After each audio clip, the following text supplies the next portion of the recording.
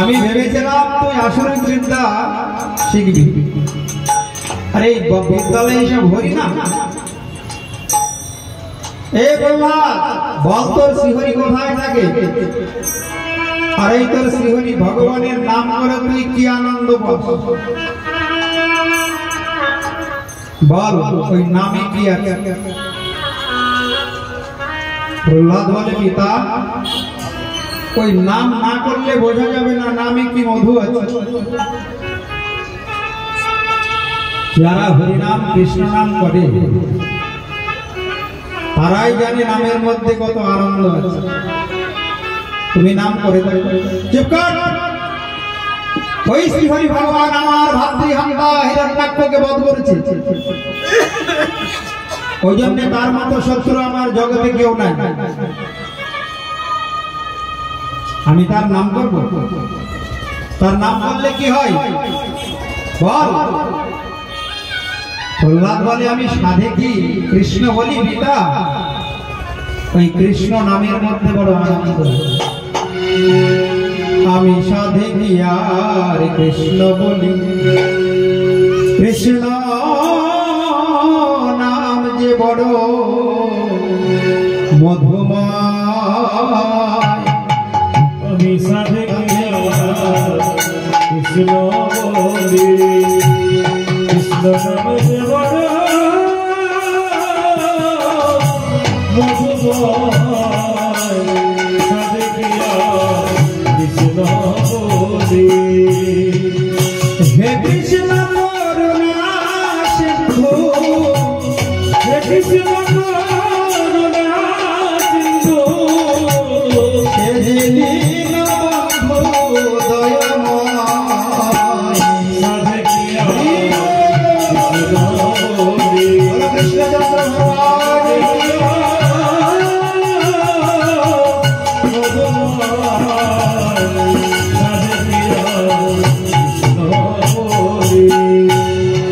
জলে কৃষ্ণ স্থলে কৃষ্ণ অনালে নীলে কৃষ্ণ। জলে কৃষ্ণ হরে কৃষ্ণ অনলে নীলে কৃষ্ণ। হে পিতা, কোথায় কৃষ্ণ নাই? জলেও কৃষ্ণ আছে, স্থলে কৃষ্ণ আছে। অনল মানে আগুন, আগুনের মধ্যেও কৃষ্ণ আছে। অনিল মানে বায়ু, বায়ুর মধ্যেও কৃষ্ণ আছে। হরি সর্বত্র সর্বদা। ওই জন্য তুমি যেদিকে তাকাবে সেদিকেই কৃষ্ণকে দর্শন পাবে। প্রহ্লাদ, তোর কৃষ্ণ সব জায়গায় আছে? বলছে আচ্ছা। স্তম্ভের মধ্যে আছে? বলছে হ্যাঁ আছে। কই স্তম্ভে কেনা পেনা দৃশ্য ওই দেখতে পাচ্ছে না? প্রহ্লাদ বললেন ভালো করে দেখো, স্তম্ভের মধ্যেও ভগবান কৃষ্ণ আছে। সঙ্গে সঙ্গে সজোরে আঘাত করেছে ওই স্তম্ভে। সঙ্গে সঙ্গে ভগবান ভক্তের বাক্য রক্ষা করার জন্য নিষিদ্ধ রূপ ধারণ করে স্তম্ভের মধ্যে থেকে বেরিয়ে এসে হুঙ্কার দিয়ে বলছেন, হিরণ্যকশিপু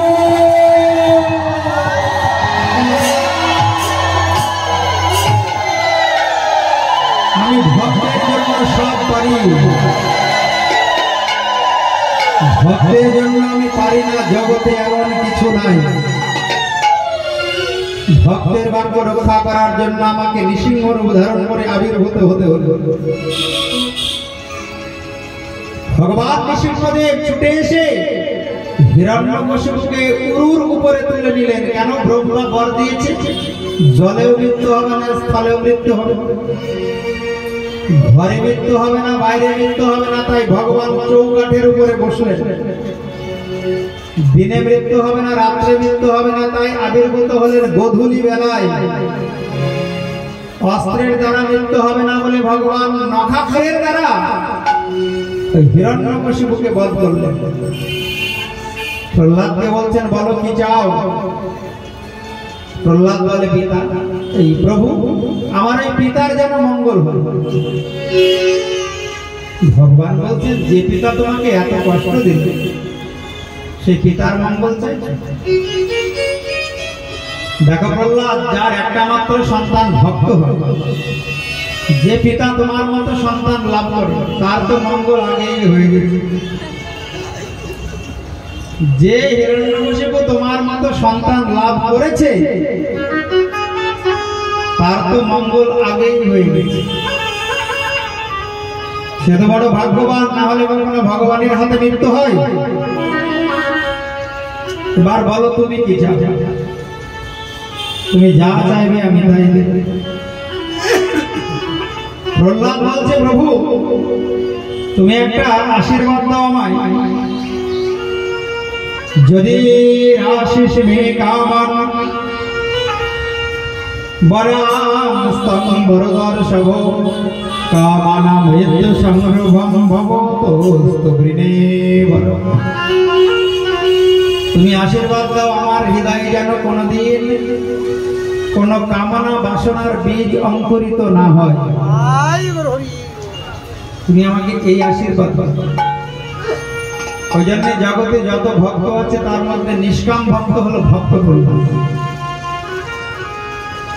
ভগবান প্রহ্লাদকে কৃপা করলেন। প্রহ্লাদ ভগবানের স্তুতি করা শুরু করলেন। নমস্তে নরসিংহায়, নমস্তে নরসিংহায়,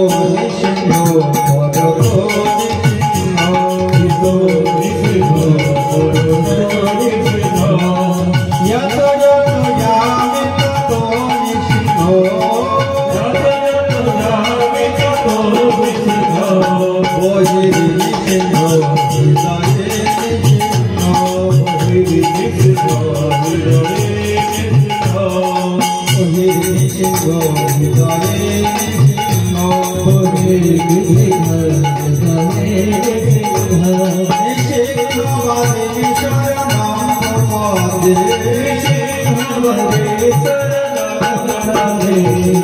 পব পর অদ্ভুত দলিত হিরণ্যকশিপু কোন ভিন্ন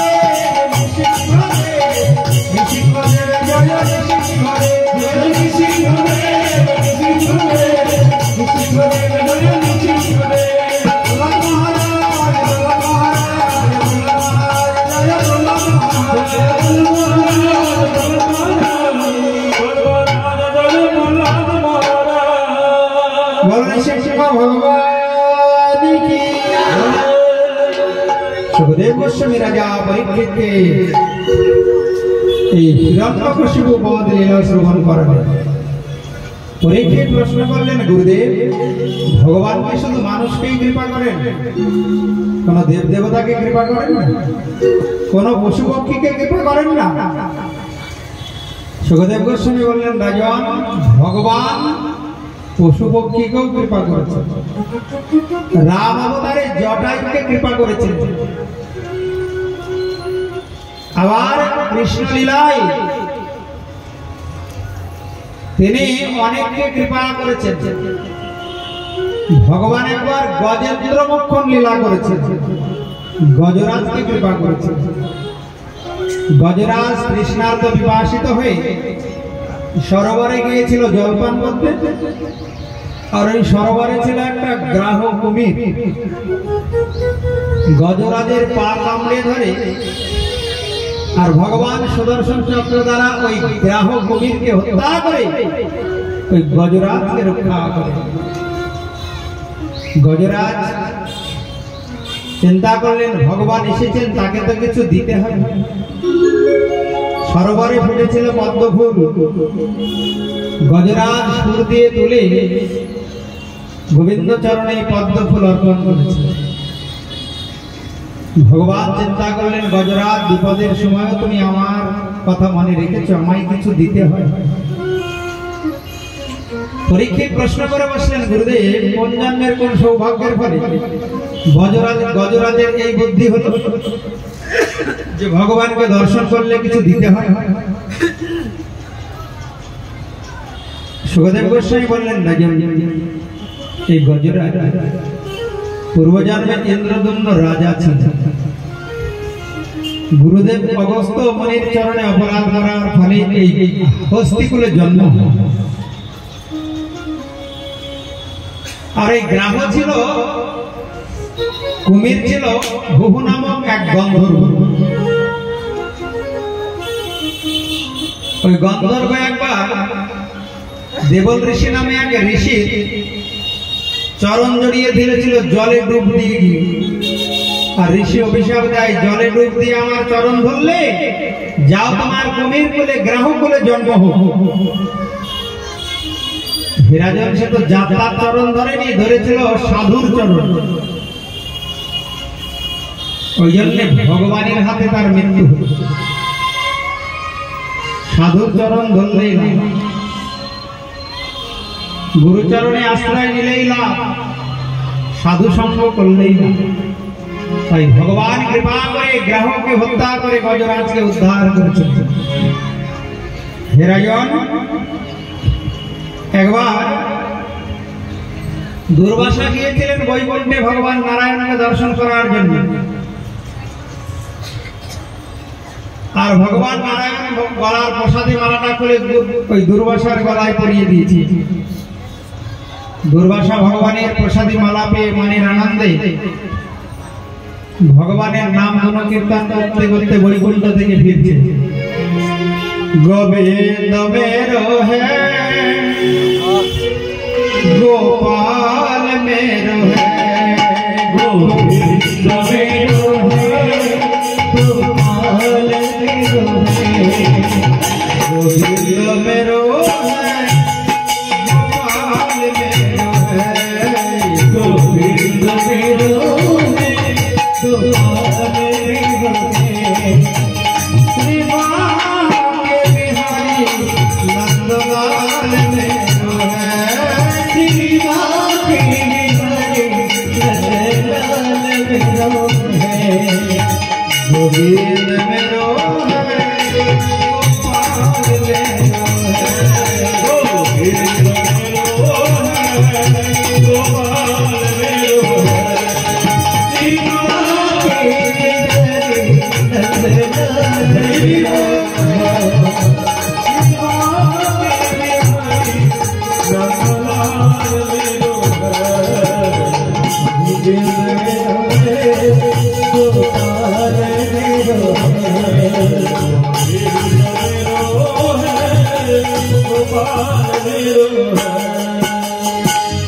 পথের মাঝে দেখা হলো দেবরাজ ইন্দ্রের সঙ্গে। দুর্বাসা দেখে কি দেবরাজ ইন্দ্র এই হাতির পিঠে করে আসছে। তো দুর্বাসার সামনে এসে তাড়াতাড়ি হাতির পৃষ্ঠ থেকে নেমে দুর্বাসাকে প্রণাম করেছে। যেই প্রণাম করেছে দুর্বাসা ওই ভগবানের প্রসাদী মালা ইন্দ্রের গলায় পরিয়ে দিয়েছে। হে রাজন, ইন্দ্র দেখে কি 2-3 দিনের বাঁশি মালা। এই মালার খুব মহিমা। ভগবানের প্রসাদী মালা কণ্ঠে ধারণ করলে ভগবানের কৃপা লাভ হয়। কোন বৈষ্ণবের গলার মালা প্রসাদী মালা গ্রহণ করলে বৈষ্ণবের কৃপা লাভ হয়ে যায়। ওই বৈষ্ণবের গুণ তার মধ্যে চলে আসে। প্রেম সে বলো, ওই জন্য মালার খুব মহিমা। এখন ইন্দ্র চিন্তা করছে 2-3 দিনের বাঁশি মালা এই গলায় পরে থাকা আমার ঠিক হবে না। আমি দেবতাদের রাজা দেবরাজ। তো অহংকারে ইন্দ্র মালাটা খুলে হাতির গলায় পরিয়ে দিয়ে, আর হাতি কি করেছে কি মালাটা সুর দিয়ে খুলে পায়ের তলায় রেখে দিয়ে, পায়ের তলায় রেখে দিয়েছে। দূর থেকে ওই দুর্বাসা থেকে অভিশাপ দিয়ে দিল, ইন্দ্র ভগবানের প্রসাদী মালার এইভাবে অমর্যাদা করলে, অপমান করলে আমি অভিশাপ দিলাম তুমি স্বর্গচ্যুত হবে। এই সংবাদ যেই দত্তগুরু শুক্রাচার্য শুনতে পেলেন, সঙ্গে সঙ্গে অসুরদের বললেন, যাও তোমরা স্বর্গ আক্রমণ করো। অনায়াসে দেবতারা পরাজিত। দেবতারা পরাজিত হলো। পরাজিত হয়ে দেবতাগণ ভগবানের চরণে শরণ নিলেন, প্রভু আমাদের কি হবে বলুন। ভগবান বললেন, কোনো চিন্তা নাই, তোমরা সমুদ্র মন্থন করো। সমুদ্র মন্থন করলে অমৃত উঠবে, আর অমৃত পান করলে তোমরা অমর হয়ে যাবে। কিন্তু শোনাও দেবতাগণ, সমুদ্র মন্থন করতে হলে দেবতাদের গায়ে অত বল নাই, অসুরদেরকে চাই। তোমরা অসুরদের সঙ্গে বন্ধুত্ব করো। দেবতারা তো একটু চালাক হয়। যারা ভগবানের ভক্ত হয় তারা একটু চতুর হয়। যে জন ভজে কৃষ্ণ সে বড় চতুর। দেবতারা গিয়ে অসুরদেরকে বলছে, শোনো তোমরা আমরা ভাই ভাই। কিরকম বলেছে যে আমাদের পিতা হলো একজন ঋষি কশ্যপ, আর মা হলো দুজন, দিতি আর অদিতি। অদিতির গর্ভ থেকে তোমরা জন্ম নিয়েছো দেবতাগণ, আর দিতির গর্ভ থেকে আমরা জন্ম নিয়েছি অসুরগণ। বাবা যদি একটা হয়, মা যদি দুটো হয়, তো ভাই ভাই হবে না? তা আমরা যখন ভাই ভাই কোনো ঝামেলা নাই, চলো যাই আমরা সমুদ্র মন্থন করি। বলে লাভ, বলে লাভ আছে।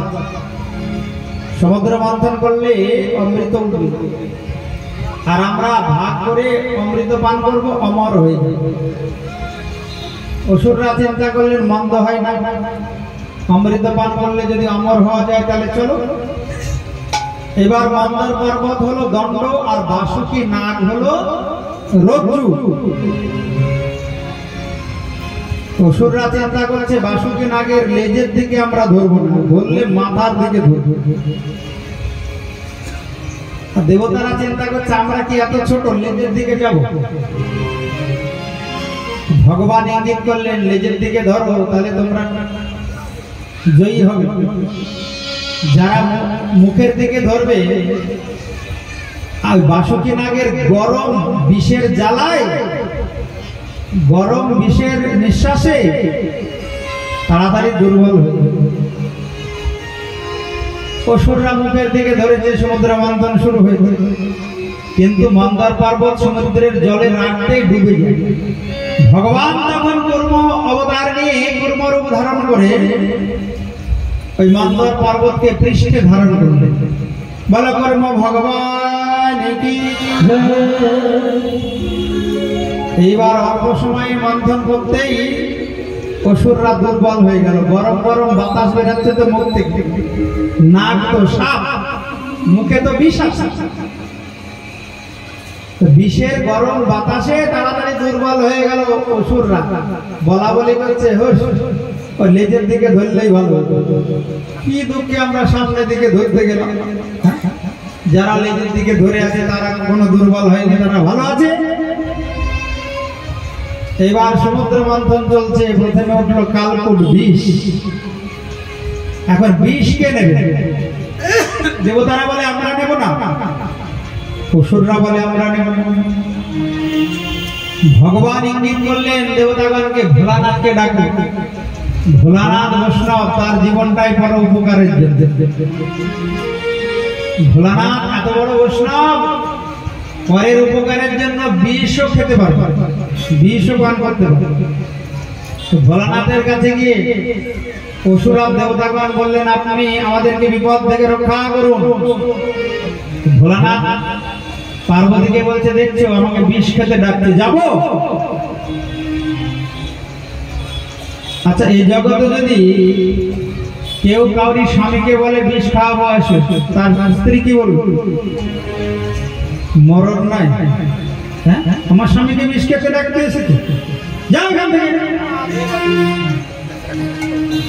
কিন্তু পার্বতী বলছে ভোলানাথ আমি জানি তোমার মহিমা, তুমি ওই বিষ খেয়েও হজম করতে পারবে, এই ক্ষমতা তোমার আছে। ওই জন্য আমি আদেশ দিলাম তুমি যাও, দেবতাদেরকে তুমি রক্ষা করো। পার্বতীর কথায় ভোলানাথ এলেন, এসে ওই কালকূট বিষ পান করে চিন্তা করলেন আমার হৃদয় মাঝে তো গোবিন্দ আছে, আমি যদি ভোগ গিলি তাহলে তো হৃদয়ের গোবিন্দ কষ্ট পাবে। তাই ভোগটা না গিলে কণ্ঠে বিষ ধারণ করলো, আর কণ্ঠ বিষের জ্বালায় নীল হয়ে গেল। সেই থেকে ভোলানাথের নাম হলো নীলকণ্ঠ মহাদেব। বলো নীলকণ্ঠ মহাদেব। এইবার সমুদ্র মন্থন শুরু হয়েছে। সমুদ্র থেকে উঠলো সুরভি গাভী। রাজন যজ্ঞাদির নিমিত্ত পবিত্র ঘৃত কামনায় ব্রহ্মবাদী ঋষিগণ নিয়ে চলে গেলেন এই সুরভি গাভী। তারপরে উঠেছে ঘোড়া, দৈত্যরাজ বলি নিলেন। তারপরে সমুদ্র থেকে উঠলো ঐরাবত হস্তি, দেবরাজ ইন্দ্র নিয়ে গেলেন। তারপরে উঠেছে কৌস্তব নামক পদ্মরাগ মণি, ভগবান শ্রীহরি হার করে কণ্ঠে ধারণ করলেন। তারপরে একটা উঠেছে কল্পবৃক্ষ, দেবতাগণ নিয়ে গেলেন স্বর্গে। রাজন তারপরে সমুদ্র থেকে উঠলো লক্ষ্মী দেবী। যেই লক্ষ্মী উঠেছে অসুররা বলে এই রমণীকে আমরা নেব, দেখতে বড় সুন্দরী আছে। শুরু হয়ে গেল দেব অসুর যুদ্ধ, দেবতাদের সঙ্গে অসুরদের যুদ্ধ শুরু হলো। এইবার ভগবান বললেন এই দাঁড়াও দাঁড়াও দাঁড়াও, ওইভাবে যুদ্ধ করে লাভ হবে না। ওই রমণীর হাতে একটা মালা দেওয়া হবে, মালা, ফুলের মালা। ওই রমণী যার গলায় মালা পরাবে সে ওই লক্ষ্মীকে পাবে। প্রেম সে বলো। আচ্ছা, জোর করে কাউকে মন পাওয়া যায়? বলো, তুমি কাউকে জোর করে রাস্তা থেকে তুলে নিয়ে বাড়ি গেলে তার মন পাবে না? ভালোবাসা পাবে। ভগবান বললেন এক কাজ করো, হাতে একটা মালা দাও, যার গলায় মালা পরাবে সে ওই লক্ষ্মীকে পাবে। এখন মালা নিয়ে ঘুরছে লক্ষ্মী, কার গলায় পরাবে? অসুরদের দিকে গেলে অসুররা গলাটা বাড়িয়ে দেয়, দেবতার দিকে গেলে দেবতারা গলা বাড়িয়ে দেয়। লক্ষ্মী চিন্তা করলেন এদের মনে খুব কামনা বাসনা আছে, এরা আমার পতি হওয়ার যোগ্য নয়। ওই যে দূরে একজন বসে আছে মাথা নত করে, আমার দিকে একবার ফিরেও চাই না, ওই পুরুষই আমার স্বামী হওয়ার যোগ্য। লক্ষ্মী ওই মালাটা নিয়ে ছুটে নারায়ণের গলায় পরিয়ে দিলেন, আর ওইখানে লক্ষ্মী নারায়ণের বিবাহ হয়ে গেল। বলো লক্ষ্মী নারায়ণ ভগবান।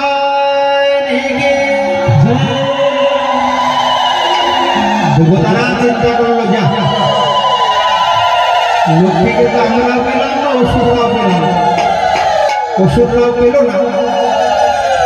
তাহলে চলো যাই আবার সমুদ্র মন্থন করে দেখি আর এক লক্ষ্মী ওঠে নাকি। এবার যা ভুল হয়েছে হয়েছে, এবার উঠলে আর ছাড়বো না। ওইসব চালাকির মধ্যে নাই, মালা দাও, যার গলায় মালা পরানো ওই ভালো। এবার যদি ওঠে না জোর করে নিয়ে চলে যাবো, অসুররা বলা বলি করছে। এইবার সমুদ্র মন্থন শুরু হলো। রাজন সমুদ্র থেকে ভগবান অত্যাশ্চর্য রূপ ধারণ করে অমৃতের কলসে নিয়ে ধন্বন্তরী রূপে অবতীর্ণ হলেন। বলো ধন্বন্তরী ভগবান। এইবার অমৃতের কলস ছিনিয়ে নিয়ে চলে গেল অসুর। দেবতারা ভগবানকে বলছে প্রভু, ওই যে অসুররা অমৃত নিয়ে গেল, অসুররা তো অমৃত পান করে অমর হবে, আমরা তো আবার পরাজিত হব। ভগবান বললেন কোনো চিন্তা করো না দেবতাগণ, আমার ইচ্ছা ছাড়া জগতে কিছু হয় না।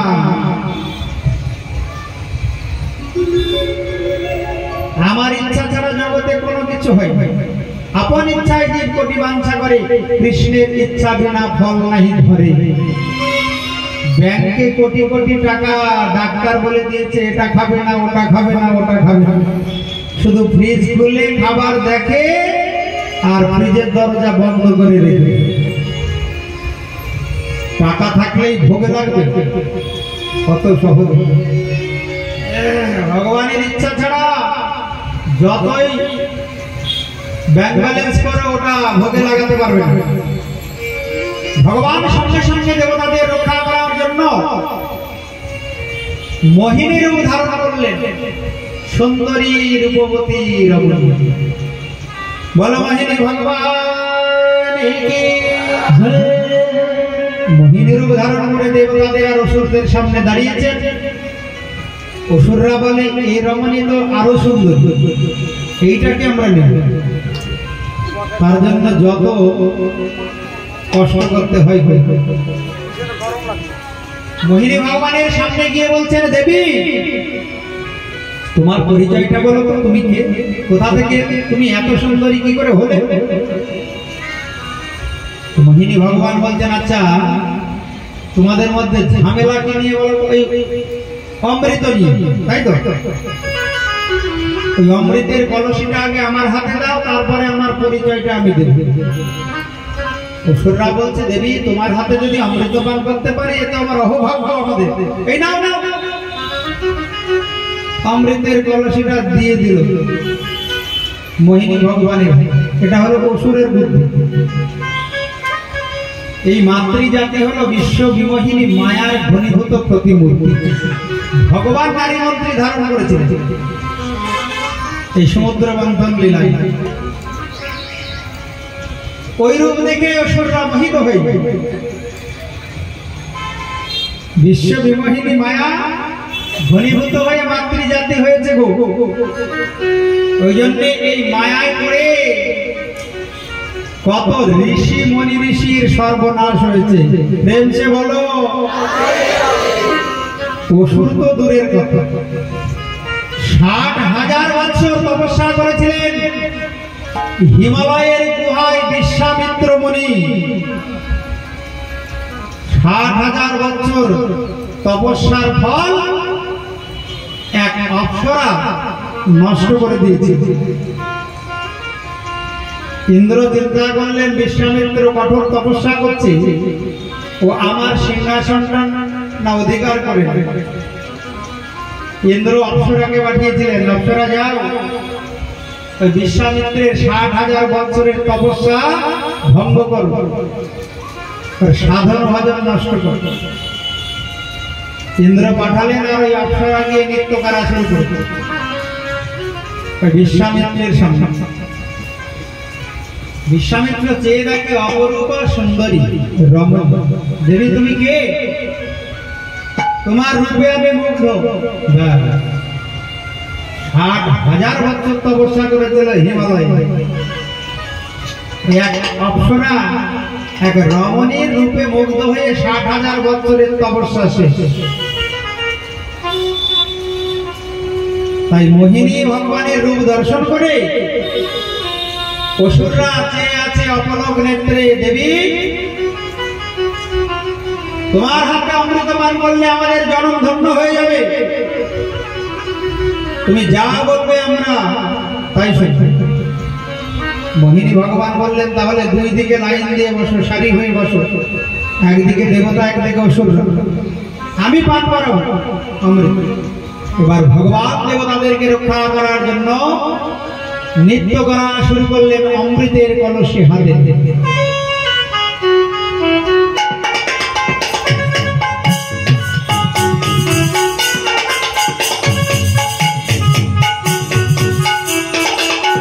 বলো মোহিনী ভগবান কি।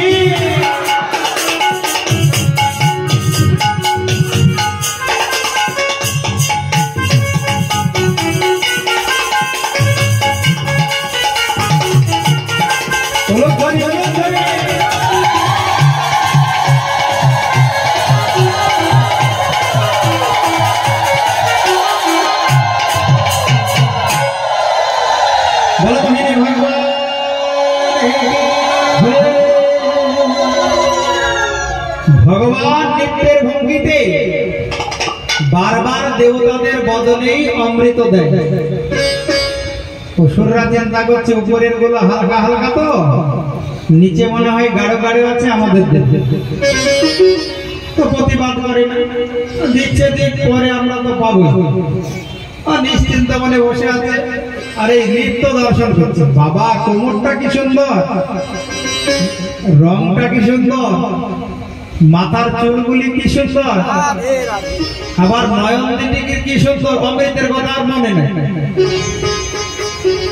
হাতের অসুর তো ওই যেদিকে যাচ্ছে নাচতে নাচতে ওই দিকেই তাকাচ্ছে। কখনো মাথার চুল দেখে, কখনো চোখ দেখে, কখনো হাসি দেখে। আর ভগবান বলেছেন কি অসুরদের মোহিত করে দেবতাদের অমৃত পান করে। কিছুক্ষণ পর অসুররা দেখে কি অমৃতের কলসটা পুরো উল্টো হয়ে গেছে। কি কি সর্বনাশ হয়ে গেল, আমাদেরকে তো অমৃত দিল না, সপ্ত দেবতাদেরকে অমৃত দান করে দিল। সঙ্গে সঙ্গে সর্বানু নামে এক অসুর দেবতার রূপ ধারণ করে দেবতাদের সারিতে বসলেন। আর ভগবান নৃত্য করতে করতে ওই অমৃতের কলসি থেকে কয়েক ফোঁটা অমৃত অসুরের মুখে দান করলেন। সঙ্গে সঙ্গে সূর্য দেবতা চন্দ্র দেবতা বললেন, প্রভু কি আপনি কাকে অমৃত দিলেন? ও তো অসুর। সঙ্গে সঙ্গে সঙ্গে ভগবান পুরোধর সুদর্শন চক্র দ্বারা ওই সরভানু নামক অসুরের মস্তক ছেদন করে দিলেন।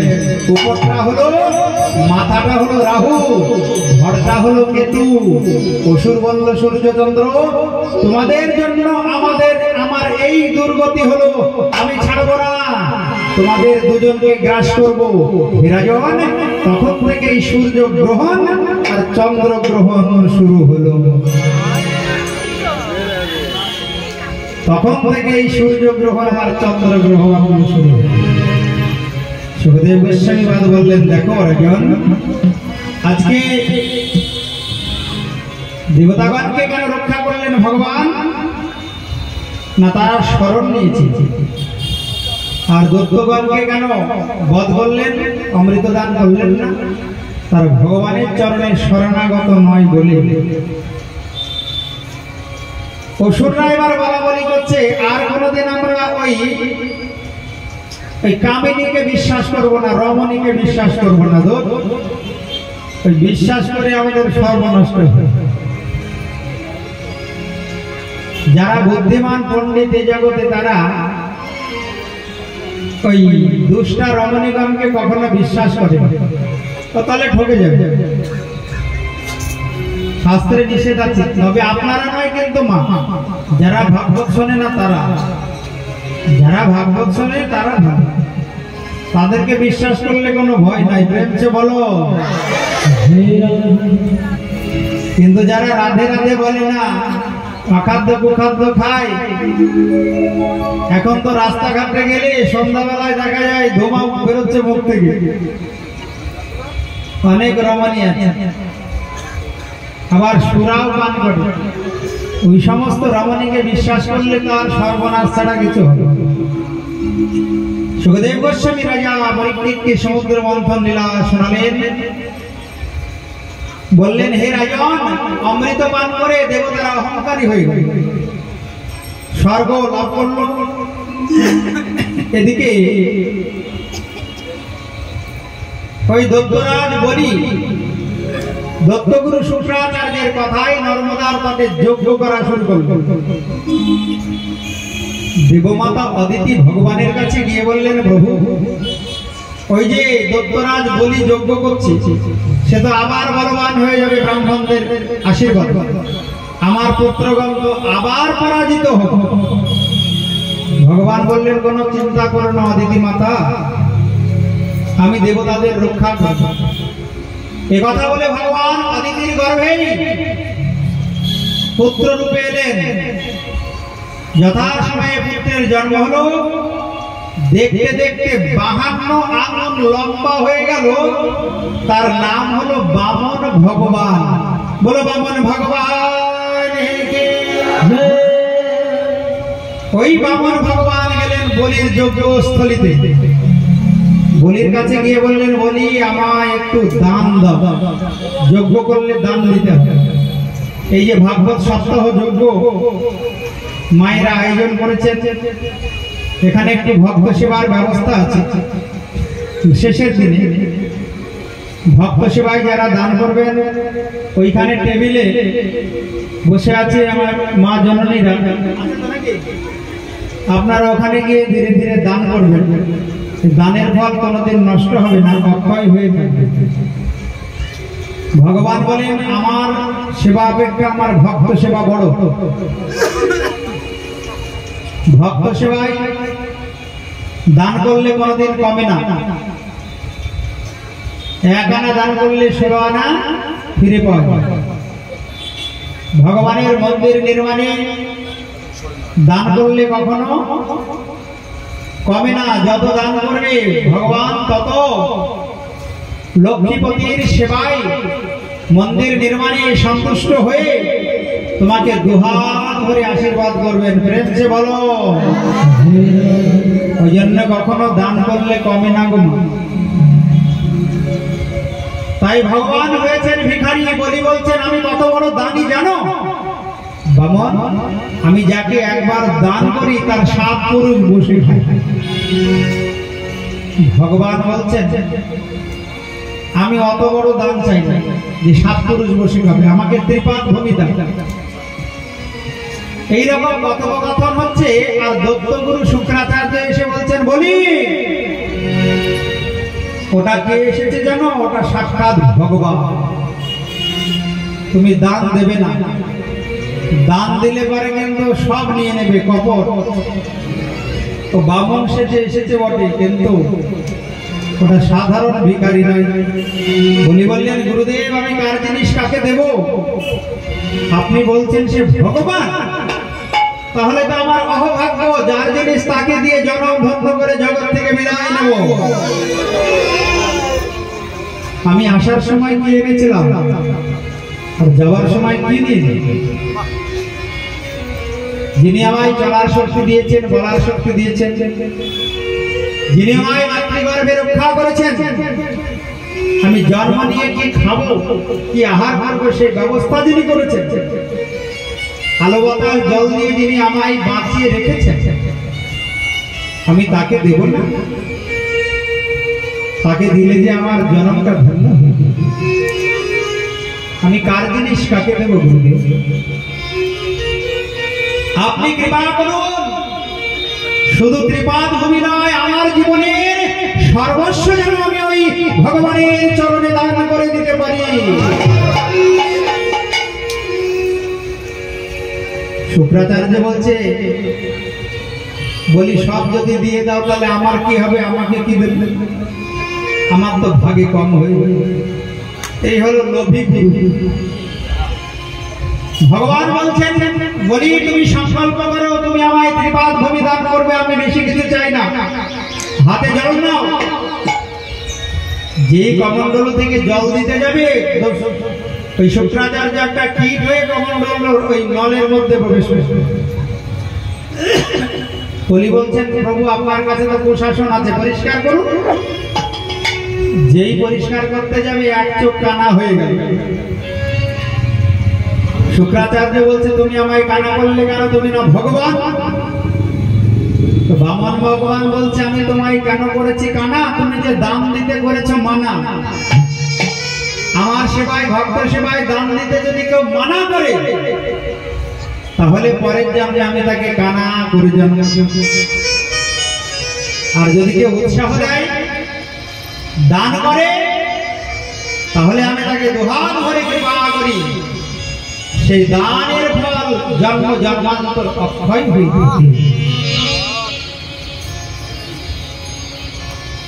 তাই তুমি মানা করেছে বলে কানা হয়েছে। ভগবান বলছেন, বলি সংকল্প করো। বলি হাতে জল দিয়ে সংকল্প করলেন, হে বামন, আমি তোমাকে ত্রিপাদ ভূমি দান করলাম, দান করলাম, দান করলাম। তাড়াতাড়ি সব ভক্তগণ ছুটে এসেছে। ভক্তগণ মানে ওই বলির যারা আত্মীয়, বন্ধু বান্ধব, এসে বলছে, বামন ভগবান এসেছে তোর দুয়ারে, ভিখারি আজ স্বয়ং ভগবান। তোর দুয়ারে ভিখারি আজ স্বয়ং ভগবান। তোর দুয়ারে ভিখারি আজ স্বয়ং ভগবান।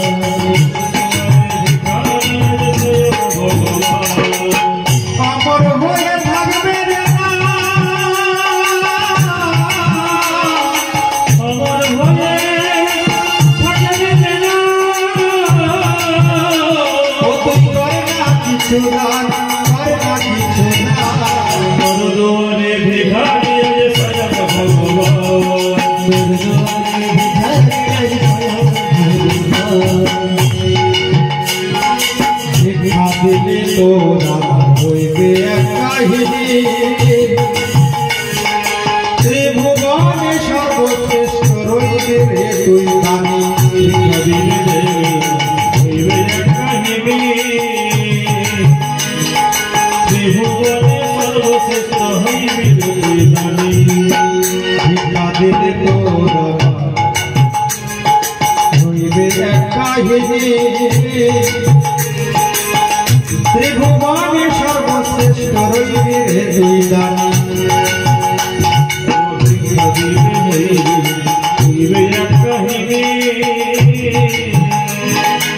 ত্রিভুবনে সর্বশ্রেষ্ঠ হইবে তুই দানি। সারাটা সংসারে তুমি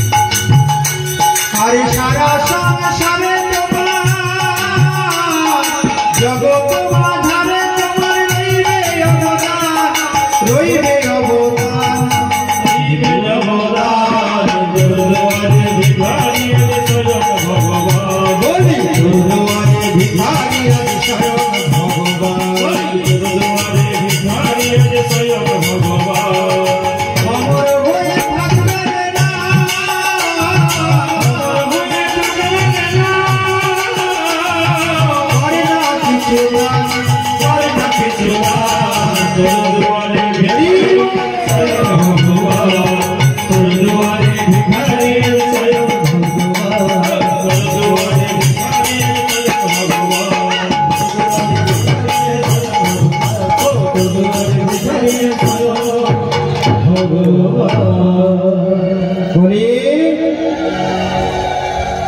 আমি ত্রিপাদ ভূমির বেশি নেব না, তুমি চিন্তা করো না।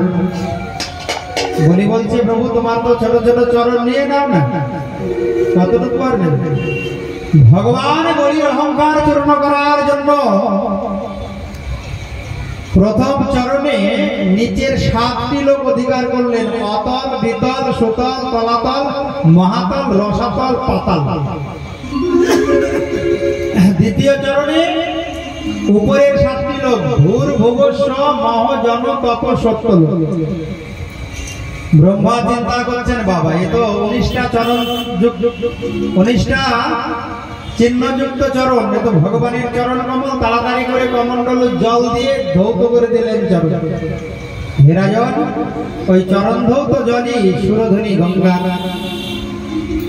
সেইখান থেকে গঙ্গা সৃষ্টি। ভগবান বলছেন বলি তুমি যে ত্রিপাদ ভূমি দেবে বলেছিলে, আমি তো 2টি চরণেই সব অধিকার করলাম, আর একটা চরণ আমি কোথায় রাখবো? বলি বললেন কোনো চিন্তা করবে না প্রভু, পদম তৃতীয় পুরুষিষ্ণি মে নিজম, তোমার ওই 3য় চরণ আমার মস্তকে। ভগবান খুশি হয়ে গেলেন। বলি আমাকে 1 আনা দিলে আমি 16 আনা ফিরিয়ে দিই, তুমি আমায় 16 আনা দিয়ে দিলে। এই জগতে যারা দুর্ভাগা তারাই আমার সেবায় দান করতে ভয় পায়, আর যারা ভাগ্যবান, ভাগ্যবতী, বুদ্ধিমান, বুদ্ধিমতী তারাই 2 হাত ভরে দান করে। এই অর্থের 2টো স্বভাব আছে। এই অর্থ যদি ভগবানের সেবায় লাগে পরমার্থ লাভ হয়, আর এই অর্থ যদি ভগবানের সেবায় না লাগে তাহলে অনর্থ ঘটায়। ডাক্তার নিয়ে চলে যাবে, 4 ভাগ হয়ে যায়। 1 ভাগ নেবে ডাক্তার, 1 ভাগ নেবে উকিল, আর 1 ভাগ নেবে চোর ডাকাত, আর 1 ভাগ নেবে সরকার। যারা খুব ধনী তারা যদি ওই ধন সম্পদ ভগবানের সেবায় খরচা না করে, এই 4টে ভাগ হবে। ভাগবতেই বলা আছে কোন সমস্যা নাই, হঠাৎ বুকের বাম দিকে ব্যথা করা শুরু করল, বা ভর্তি হয়ে গেলে হসপিটালে, নার্সিং হোমে বলে দিল তোমাকে অপারেশন করতে হবে, মেশিন বসাতে হবে। আমরা 22শে এপ্রিল দ্বারকা যাচ্ছি। ভগবান যে দ্বারকায় 99 বছর লীলা করেছেন, ওই দ্বারকায় যাব আমরা 10 দিনের জন্য। যারা যেতে চান আমাদের সঙ্গে দ্বারকা দর্শনে, ভিজিটিং কার্ড আমার কাছে আছে, নিয়ে যোগাযোগ করবেন। 22শে এপ্রিল যাব, আর 2 তারিখে ফিরে আসবো, ওই মে মাসের 2 তারিখ। যেতে আসতে 10-11 দ্বারকা দর্শন হয়ে যাবে। খরচা বেশি নাই, কম খরচাতেই। একটু বেশি খরচা হবে কিছু ভাবতো এসিতে যাবে, এসিতে গেলে একটু খরচা, স্লিপারে গেলে বেশি খরচা নেই। 1 ভাবতো দ্বারকার টিকিট কেটেছে আমার সঙ্গে, মেদিনীপুরে বাড়ি, ভাগবত করতে গিয়েছিলাম।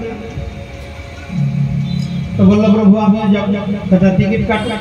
কালকে ফোন করে বলছে আমার বুকে যে মেশিনটা বসানো ছিল না, ডাক্তার বলেছে এখনই চেঞ্জ করতে হবে, 5 লাখ টাকা লাগবে। তাই প্রভু এবার বুঝি হবে না। ভালো মানুষ 1 ধাক্কায় 5 লাখ, 1 ধাক্কায় 5 লাখ। ওই জন্য ভগবানের সেবায় যদি কেউ দান না করে তাহলে পারে কিন্তু 4 ভাগ হবে। 1 ভাগ নেবে ডাক্তার, আর 1 ভাগ নেবে উকিল। কোনো ঝামেলা নাই, ঝগড়া হয়ে গেল, কেস হয়ে গেল, এবার কোর্টে দৌড়ো। আর 1 ভাগ নিয়ে যাবে চোর ডাকাত, ব্যাগের মধ্যে টাকা, পকেট মার হয়ে গেল। এখন মোবাইল হয়ে পকেট মারের বিপদ হয়েছে, টাকা সহজে নিতে পারে না, তো মোবাইল নিয়ে যায়। কদিন আগে আমি ভাগবত করে ফিরছি আশ্রমে, বাবা বাসে উঠতে যাবো, বাসে উঠছি দেখি পকেটে হাত দিয়ে মোবাইলটা নেই। মনটা খারাপ হয়ে গেল। চোর আর কাউকে দেখতে পেল না, ভাগবত পাঠককেই পেল। ওখানে অনেক নম্বর থাকবে, পরে আবার সে নাম্বার জোগাড় করতে অনেক কষ্ট করতে হবে। আর না হলে নিয়ে যাবে সরকার, কদিন আগে দেখা গেল না সরকার টাকা ধরে নিয়ে চলে যাচ্ছে। ভগবানের সেবায় না যদি কেউ খরচা করে ওই অর্থ কিন্তু অনর্থ ঘটাবে দুদিন আগে আর পরে।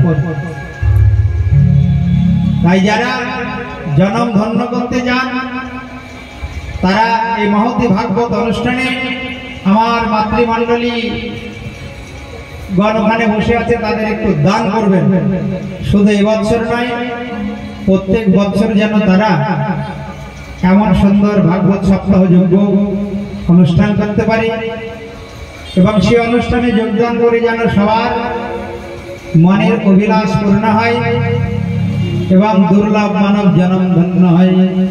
প্রেম সে বলো। সুখদেব গোস্বামী রাজা পরীক্ষিতকে বললেন, রাজন, ওই বংশে জন্ম নিয়েছিল অনেক রাজা মহারাজা। সত্যব্রত মহারাজ নামে এক মুনির জন্ম হয়েছিল ওই সূর্য বংশ। ওই বংশে জন্ম নিল মরীচি, কশ্যপ, বিভীষণ, বৈবস্বত। তার 10টি পুত্র হয়েছে। একটা পুত্র নাম ইক্ষ্বাকু, তারপরে নিগ, সরজাতি, দৃষ্ট, হরিশ্চন্দ্র, পৃথক। পৃথকের পুত্র নভগ, নভগের পুত্র নাভাগ, তার পুত্র হয়েছিল অম্বরীশ। বলো অম্বরীশ মহারাজ কি। ওই অম্বরীশ মহারাজ নির্জলা উপবাস করেছিল, একাদশী উপবাস, একাদশী ব্রত। তার গৃহে এসেছিল দুর্বাসা।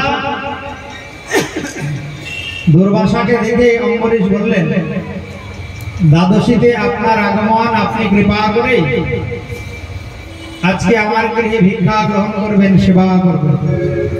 দ্বাদশীতে ভক্ত সেবা, বৈষ্ণব সেবা দিলে একাদশীর পূর্ণ ফল লাভ হয়। দুর্বাসা বললেন, ঠিক আছে, আমি তর্পণ করে আসি, তারপরে আমি সেবা গ্রহণ করব। তর্পণ করতে গিয়ে দেরি হয়ে গেল, আর এদিকে অম্বরীশ ভগবানের চরণামৃত পান করে পারণ করলেন। যেই পারণ করেছে, দুর্বাসা এসে বলছেন, অম্বরীশ, তুমি আমায় নিমন্ত্রণ করে আগেই সেবা করে নিলে, আমি অভিশাপ দিলাম তোমার অমঙ্গল হবে। এই বলে মাথা থেকে একটা জটা ছেড়ে নিচে ফেললেন। সঙ্গে সঙ্গে কৃত্যা নামক এক অসুরের জন্ম। অসুরকে বলছেন, দুর্বাসা যাও অম্বরীশকে হত্যা করো। যেই ওই অসুর অম্বরীশকে হত্যা করতে যাবে, সঙ্গে সঙ্গে ভগবান বিষ্ণু পুরোধার সুদর্শন চক্র দ্বারা অসুরকে বধ করলেন। হে রাজন, অসুরকে বধ করে এবার ওই সুদর্শন চক্র ছুটেছে দুর্বাসার দিকে, দুর্বাসাকে বধ করার জন্য। দুর্বাসা চিন্তা করলেন, সর্বনাশ হয়ে গেল, আমায় এখন কে রক্ষা করবে? দুর্বাসা ছুটলেন ব্রহ্মলোকে, গিয়ে বললেন ব্রহ্মাকে, হে সৃষ্টিকর্তা ব্রহ্মা, আপনি আমাকে রক্ষা করুন। ব্রহ্মা বললেন, আমি পারবো না, অন্য জায়গায় যাই। গেলেন কৈলাসে। ভোলানাথ বললেন, আমি পারবো না, তবে আমি একটা উপায় বলে দিতে পারি, ওই যার সুদর্শন তুমি তার কাছে যাও। এইবার ওই দুর্বাসা গেলেন ভগবান বিষ্ণুর কাছে বৈকুণ্ঠে। ভগবান বিষ্ণু বললেন, সুদর্শন আমার হলেও আমি তোমাকে রক্ষা করতে পারবো না, কারণ তুমি হলে বৈষ্ণব অপরাধী। বৈষ্ণব অপরাধীকে ভগবানও রক্ষা করে। তবে আমি একটা উপায় বলে দিতে পারি, যেহেতু তুমি আমার চরণে শরণ নিয়েছো, তুমি যার চরণে অপরাধ করেছো ছুটে গিয়ে তার চরণ ধরো, তাহলে তুমি বেঁচে যাবে। দুর্বাসা নিরুপায় হয়ে গিয়ে অম্বরীশের চরণে শরণ নিল। কৃপা করো বৈষ্ণব ঠাকুর, তুমি কৃপা করো বৈষ্ণব ঠাকুর, তুমি কৃপা করো বৈষ্ণব ঠাকুর। সম্বন্ধ জানিয়া ভজিতে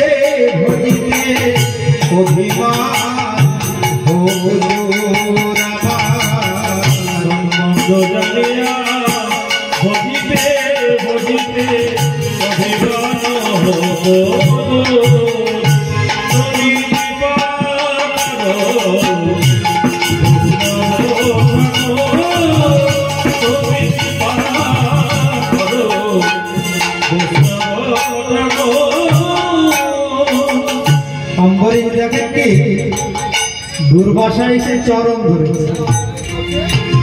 কি হয়েছে কি হয়েছে বৈষ্ণব ঠাকুর? হে দুর্বাসা ঋষি, আপনার কি হলো? দুর্বাসা বলে, আমি আপনার চরণে অপরাধ করেছি বলে ওই দেখুন সুদর্শন ছুটে আসছে আমাকে হত্যা করুন, আপনি আমায় রক্ষা করুন। আমি ব্রহ্মলোকে গিয়েছি, আমি কৈলাসে গিয়েছি, আমি বিষ্ণুলোকে গিয়েছি, কেউ আমায় রক্ষা করেনি। ভগবান বলেছেন তুমি যার চরণে অপরাধ করেছো গিয়ে তার চরণ ধরো। তাই আমি আপনার চরণে শরণাগত, হে বৈষ্ণব ঠাকুর আপনি আমায় রক্ষা করুন। সঙ্গে সঙ্গে ওই অম্বরীশ হাতে জল নিয়ে বললেন, হে সুদর্শন, আমি একদিনও যদি মনে প্রাণে নির্জলা একাদশী ব্রত পালন করে থাকি তার ফল আমি তোমায় দান করলাম, তুমি যার সুদর্শন তার কাছে ফিরে যাও।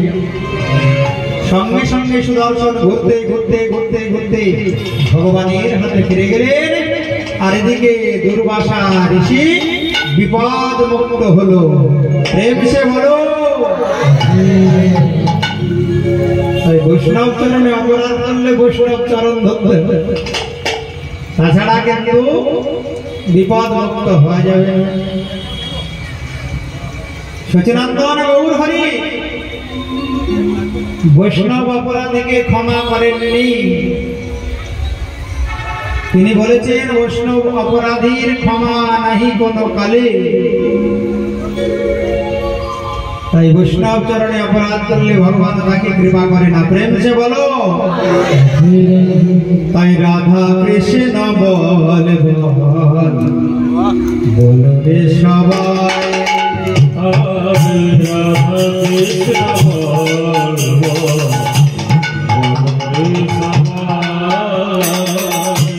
রাধা কৃষ্ণ বল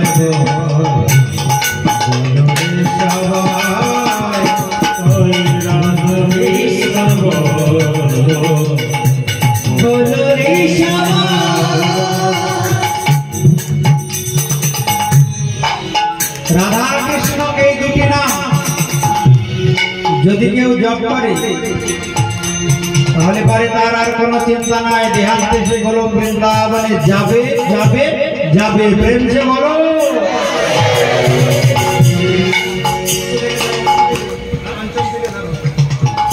বলে রাধা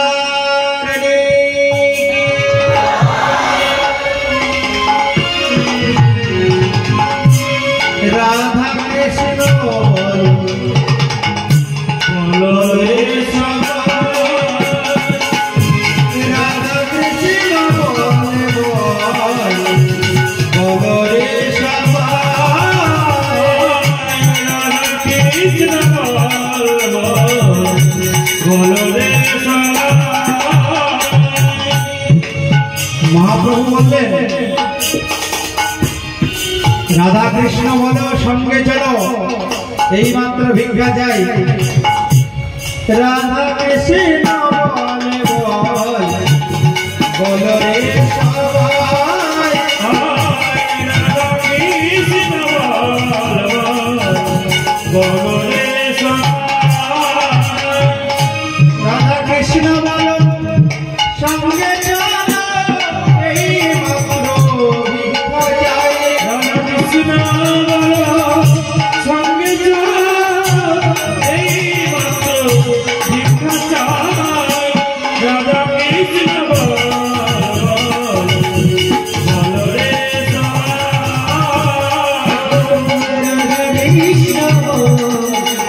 রে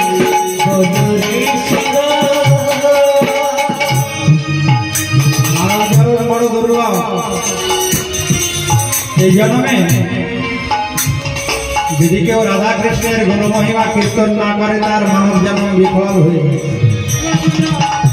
এই শিক্ষা দিয়া স্বপ্ন দিয়া ফিরছে দেখে গৌর নিতাই, শিক্ষা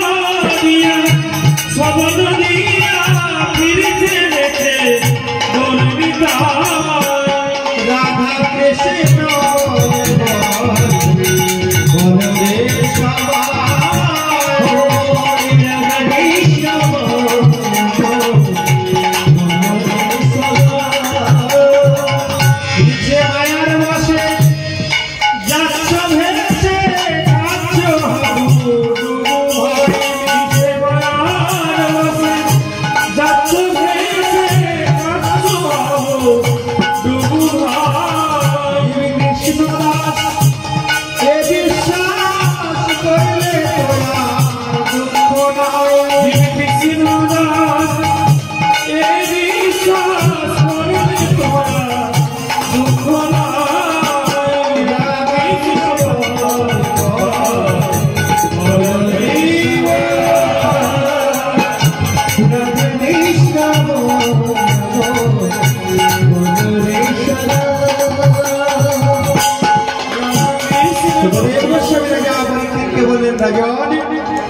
ওই অম্বরীশ সদা সর্বদা ভগবানের নাম গুণ কীর্তন করে। ওই অম্বরীশের বংশে জন্ম নিল মান্ধাতা। তার 49টি কন্যাকে ওই সৌভরিমণি বিবাহ করেছিল। ওই সৌভরিমণি এত বড় তপস্বী, জলের তলায় বসে তপস্যা করত। একবার মাঝে মাঝে মৈথুন ক্রিয়া লক্ষ্য করে তার মনে সংসার বাসনা জাগে। সংসার বাসনা জাগারও কারণ ছিল গরুরের চরণে করেছিল অপরাধ। গরুরের আহার হচ্ছে মাছ, গরু তো পাখি, যমুনায় গিয়ে মাছ খায়। তারপরে ছোট ছোট সাপ যারা যমুনায় ঘুরে বেড়ায় তাদেরকে কি করে হত্যা করে খায়। এবার সর্পকুল আর ওই মৎস্যকুল গিয়ে ওই ঋষির চরণে আশ্রয় নেয়, বলে গরুর এসে আমাদের সন্তানকে খেয়ে চলে যায়, আপনি একটু কৃপা করুন, আমরা যেন সন্তান হারা না হই। গরুর বলে দিয়েছিল এবার, ওই সৌভরিমণি বলেছিল এইবার যদি গরুর আসে তাহলে মারা যাবে। বাস অপরাধ হয়ে গেল বিষ্ণু ভক্ত গরুরের চরণে।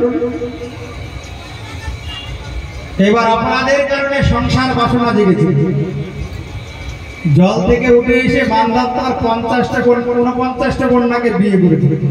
এক একটা কন্যার 10টা করে সন্তান। সৌভরি ঋষি কত বড় ঋষি, দেখ অপরাধ করলে কি হয়। ওই জন্যই সংসারে জীব এত দুঃখ পায়। প্রেম সে বলো কৃষ্ণ ভরি সেই জীবনাদি বহির্মুখ অতএব মায়া তারে দেয় সংসার আদি দুঃখ। এই অপরাধের কারণে সংসারে এসে এত দুঃখ পেতে হয়। সৌভরিমণি চিন্তা করছে আমি না ঋষি, আমি ভগবানের সাধন ভজন করবো বলে সংসার ত্যাগ করেছি, আর আমি কেন এই বাচ্চা কাচ্চা স্ত্রী পুত্র নিয়ে পড়ে আছি। এ তো আমার মানব জন্মের উদ্দেশ্য নয়। মানব জন্মের উদ্দেশ্য তো ভগবানকে লাভ করা। আর আমি কিসের মোহে পড়ে আছি সংসারে।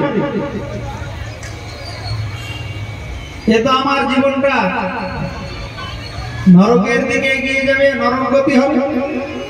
সঙ্গে সঙ্গে সংসার ত্যাগ করে আবার যমুনার তটে আশ্রয় নিয়ে ভজন করে ভগবানকে পেয়েছে। যে রাজন ওই বংশে জন্ম নিয়েছিল একটা রাজা, তার নাম ভগীরথ। সেই ভগীরথ আবার গঙ্গাকে জগতে নামিয়ে এনেছে।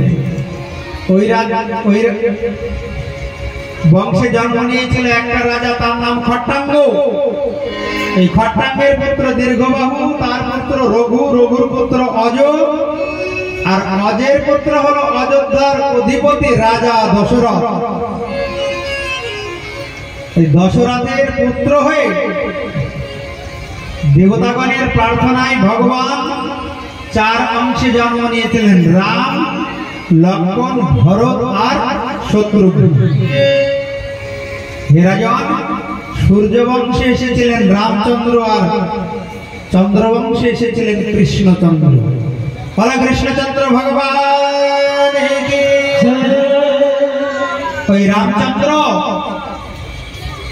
রাবণকে বধ করে সীতাকে উদ্ধার করে পুনরায়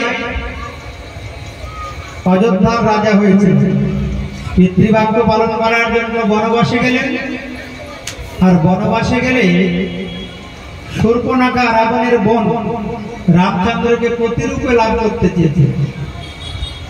ভগবান চিন্তা করলেন এই অবতারে তো আমি এক পত্নী ব্রতধারী, দুজন কাউকে পত্নী রূপে আশ্রয় দিতে পারবো না চরণে। তাই লক্ষ্মণের দ্বারা নাকটা ছেদন করেছিলেন, নাসা ছেদন। শূর্পণখা বলেছিল, আচ্ছা আমার কি অপরাধ, তুমি তো জগৎপতি, তোমাকে পতিরূপে ভালোবাসা কি অপরাধ? ভগবান বলেছিলেন তোমার বাসনা দাপর যুগে পূর্ণ হবে, এই অবতারে হবে না। ওই জন্য আমি আগে থেকে বুকিং করে রাখলাম, যেন কেউ নজর না দেয়। প্রেম সে বলো, কেউ নজর দিলে তো তুমি অন্যের হয়ে যাবে, আমাকে আর পাবে না। বলে এত জায়গা থাকতে নাকটাকে তুমি কেটে দিলে। এই জগতে দেখবে যার নাক ভালো সে দেখতে ভালো, ঠিক আছে? আর যার নাক ভালো না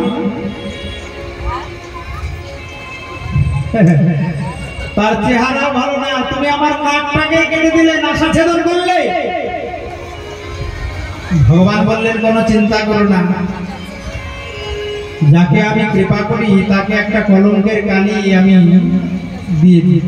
এই জগতে দেখবে কেউ ছোট ছোট বাচ্চাকে স্নান করিয়ে কপালে একটা কাজলের টিপ দিয়ে দিই, কেন বলো? যেন নজর না লাগে। তাই আমি তোমার নাসা ছেদন করে দিলাম, যেন তোমার দিকে কেউ নজর না দেয়। প্রেম সে বলো, অবতারে তুমি আমায় পাবে, তোমার মনোবাসনা আমি পূর্ণ করব। কৃষ্ণ অবতারে ওই সূর্পনাখা হয়ে গেল কুবজা, আর ভগবান তাকে বলেছিল সুন্দরী, ও সুন্দরী। কুবজা চিন্তা করছে আমার 3 জায়গায় বাঁকা, জীবনে কোনোদিন আমাকে কেউ সুন্দরী বলেনি, কৃষ্ণ প্রথম সুন্দরী বলি। দেখবেন একটা মানুষ যতই খারাপ হোক তাকে সুন্দরী বললে তার আনন্দ হবে না? যদি বলা যায় তোমার চোখ দুটো কি সুন্দর, তোমার নাকটা কি সুন্দর, তোমার মাথার চুলগুলো কি সুন্দর, তোমাকে ডেকে নিয়ে গিয়ে চা খাওয়াবে বাড়ি বাড়ি, চলো চলো চলো চা খেয়ে যাবে। আর যদি তুমি বদনাম করেছো তাহলে রাস্তায় দেখলে আর কথা বলবে না। প্রেম সে বলো, ভগবান সূর্পনাখার নাসা ছেদন করলেন। ওই অপরাধের অন্যায়ের প্রতিশোধ নেবার জন্য রাবণ সীতাকে হরণ করে নিয়ে চলবে। ভগবান শ্রীরামচন্দ্র লঙ্কায় গিয়ে রাবণকে বধ করে সীতাকে উদ্ধার করে আবার অযোধ্যায় এসে রাজা হলেন। রঘুপতি রাঘব রাজা রাম, পতিত পাবন সীতারাম। রঘুপতি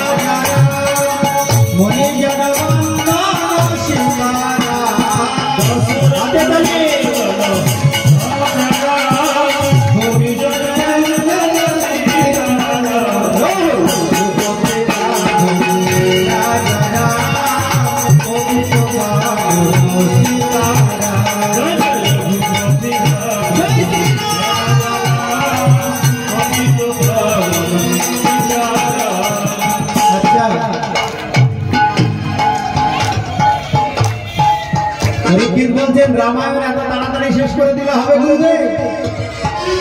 রামায়ণ আর একটু শোনা। বারবার সুখদেব গোস্বামী বলছে সূর্য বংশে রামচন্দ্র আর কৃষ্ণ বংশে এসেছে কৃষ্ণচন্দ্র। হে রাজন, তোমাকে কৃষ্ণ জন্মলীলা আমি বিস্তার পূর্বক শোনাবো। পরীক্ষিত বলছে হবে না, হবে না, হবে না, আরেকটু শোনার দাম। সুখদেব গোস্বামী রাজা পরীক্ষিতকে রামচন্দ্রের লীলা গুণ মহিমা শ্রবণ করাচ্ছেন। রামায়ণ ত্রেতায়াম বর্তমানায়াম কালম কৃত সমভবৎ রামে রাজনী ধর্মজ্ঞে সর্বভূত সুখা। শোনো রাজন, এই রামলীলা হলো অনুকরণীয় আর কৃষ্ণ লীলা অনুসরণীয়। খুব মন দিয়ে শোনো মা, রামলীলা অনুকরণীয়। রামচন্দ্র যেভাবে পিতৃবাক্য পালন করেছেন, প্রজাদেরকে ভালোবেসেছেন, দায়িত্ব কর্তব্য পালন করেছেন, সেইভাবে সংসারে চলতে হয়। রামচন্দ্র নিজে আচরণ করে যে শিক্ষা দিয়েছেন, ওই জন্য রামলীলা হলো অনুকরণীয়, কিন্তু কৃষ্ণলীলা অনুসরণীয়। ওটা শুধু চিন্তা করতে হবে, কৃষ্ণলীলা অনুকরণ করা যাবে না। কেউ যদি বলে কৃষ্ণ রাস করেছে আমরাও করব, ওটা অনুকরণ হয়ে যাবে, ওটা অপরাধ। তাই রামলীলা অনুসরণীয়। রাজন, রামচন্দ্রকে ভালোবাসলে সংসার জীবনে সে সুখী হয়ে যাবে। প্রেম সে বলো। আর রামচন্দ্রকে ভালোবাসলে এই সংসারে থেকেও সে আনন্দ পাবে। 14 বছর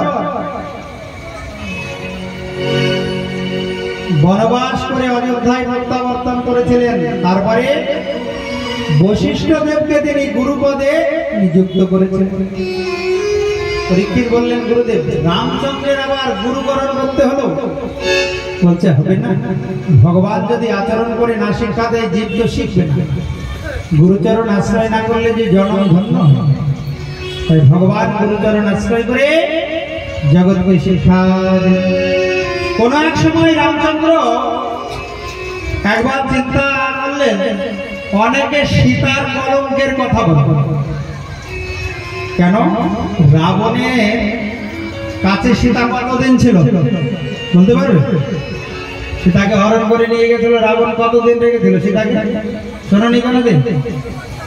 হ্যাঁ, বলবো না, পরের বার এসে বলবো। ভালো করে জিজ্ঞাসা করবে যারা দীক্ষা নিয়েছে গুরুদেবের কাছে, যে রামচন্দ্র সীতাকে রাবণ হরণ করে নিয়ে গিয়ে কতদিন কাছে রেখেছিল অশোক বাটিকায়? কতদিন ছিল? হ্যাঁ, সব ভুলভাল বলছি। তার মানে ভাগবত পাঠ শোনো না নাকি? 10 মাস 10 মাস রেখে দিয়েছিল রাবণ। এখন অসুর যদি কাউকে হরণ করে 10 মাস রাখে, তাকে কি লোকে কলঙ্কিনী বলবে না? সীতাকে উদ্ধার করে যখন রামচন্দ্র অযোধ্যায় ফিরে এলেন, সবাই বলা বলি করে, দেখো কলঙ্কিনী সীতাকে নিয়ে রামচন্দ্র সংসার। মর্যাদা পুরুষোত্তম, মর্যাদা রক্ষার্থে 5 মাস গর্ভবতী ওই সীতাকে বনবাসে পাঠালেন। আর ওই সীতা দেবী বাল্মীকির আশ্রমে থাকাকালীন লব আর কুশ নামে যমজ সন্তানের জন্ম দিল। মর্যাদা রক্ষার্থে রামচন্দ্র পাঠিয়েছিলেন বনবাসে। যাও, তোমাকে সবাই কলঙ্কিনী বলে, সবাই বলা বলি করে। ঘাটে স্নান করতে গেলে, তারপরে পাড়ায় এক জায়গায় হলে সব বলে বলে করে, দেখো রাম নাকি মর্যাদা পুরুষোত্তম। হ্যাঁ, কেমন মর্যাদা তার? সে কোনো পরীক্ষা নিল না, কিছু করলো না, সীতাকে নিয়ে সংসার করা শুরু করে দিল। যে সীতাকে রাক্ষস হরণ করে নিয়ে গেল। এইবার বাল্মীকি মুনির নিকটে ওই ধনুর্বিদ্যা শিক্ষা লাভ করল। রামচন্দ্র অশ্বমেধ যজ্ঞ করলে ওই লব আর কুশ অশ্বমেধ যজ্ঞের ঘোড়া অবশেষে বাল্মীকির দ্বারা রামচন্দ্র জানতে পারলেন যে ঘোড়া ধরেছে দুটি ছেলে লব আর কুশ, অন্য কেউ নয়, সেটা রামচন্দ্রের সন্তান। বলল যতই হোক তোমাকে পরীক্ষা দিতেই হবে। কি পরীক্ষা দেব বলো রাম? রামচন্দ্র বললেন সীতা তোমাকে অগ্নি পরীক্ষা দিতে। অনেকে এই চরিত্রটাকে মেনে নিতে পারে না, বলে রাম ভগবান হয়ে এইরকম জানে না কেমন ভাবে রাবণ রেখেছিল তাকে এইরকম কঠোর পরীক্ষা। এটা কৃষ্ণলীলা হলে হতো না, দাপর যুগ হলে এত কঠোর পরীক্ষা হতো। ওটা যে মর্যাদা পুরুষোত্তম, লোকমর্যাদা রক্ষার্থে ভগবান এই পরীক্ষা নিয়েছিলেন, অগ্নি পরীক্ষা। তারপরে ওই রামচন্দ্র লবকুশের হস্তে ভরত লক্ষ্মণ ও শত্রুঘ্নের প্রত্যেকের দুই পুত্রকে রাজ্য বন্টন করে রাজ্যপদে অভিষিক্ত করলেন এবং সরজু নদীর জলে নিমজ্জিত হয়ে সধামে গমন করলেন। বলে রামচন্দ্র ভগবান কি ঠুমক চলত রামচন্দ্র বাজত पैजनिया। ঠুমক চলত রামচন্দ্র বাজত पैजनिया। আস্তে আস্তে এখন আমাদের কৃষ্ণলীলা শুরু হল। আজকের দিনে বিশেষ আস্বাদন। ভগবান বলেছেন আমার জন্ম লীলা শ্রবণ করলে তার আর পুনর্জন্ম হয় না, সব পাপ অপরাধ থেকে আমি তাকে মুক্ত করে দিই, সে আমার ধাম গোলক বৃন্দাবনে যায়। প্রেমসে বলো। আর আমি জন্ম নিয়ে যদি দেখি আমার পছন্দের রঙের কাপড় পরে এসেছে, তাদেরকে আমি বেশি কৃপা। এই জন্য আজকে অনেক মা জননী ভালো হলুদ রঙের কাপড় পরেছে, বিশেষ কৃপা লাভ। তাই কৃষ্ণের জন্মলীলা শ্রবণের পূর্বে আপনারা ভাগবত প্রণামী দিয়ে দেবেন। কেন? ভাগবত প্রণামী না দান করলে ভাগবত শ্রবণের জন্মলীলা কথা শ্রবণের পূর্ণ ফল লাভ হয় না।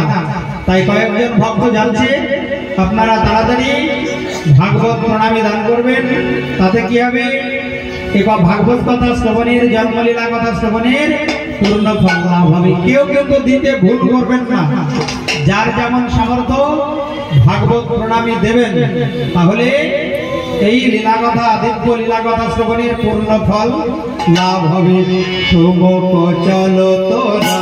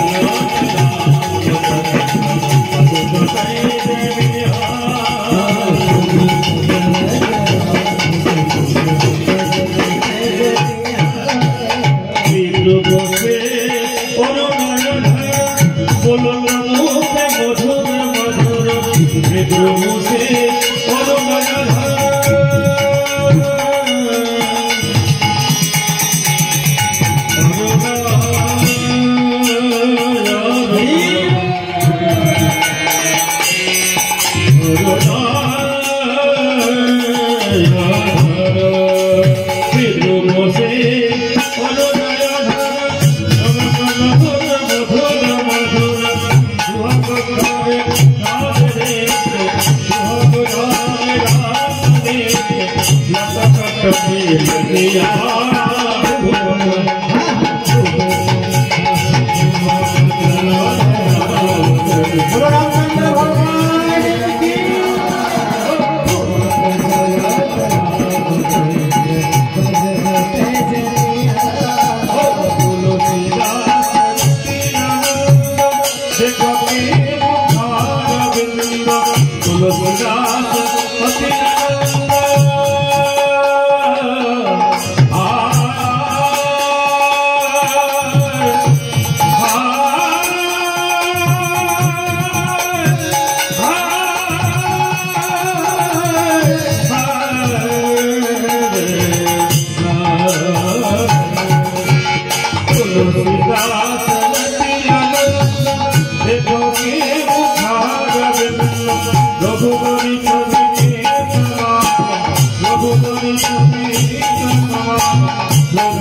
সবে দুনিয়া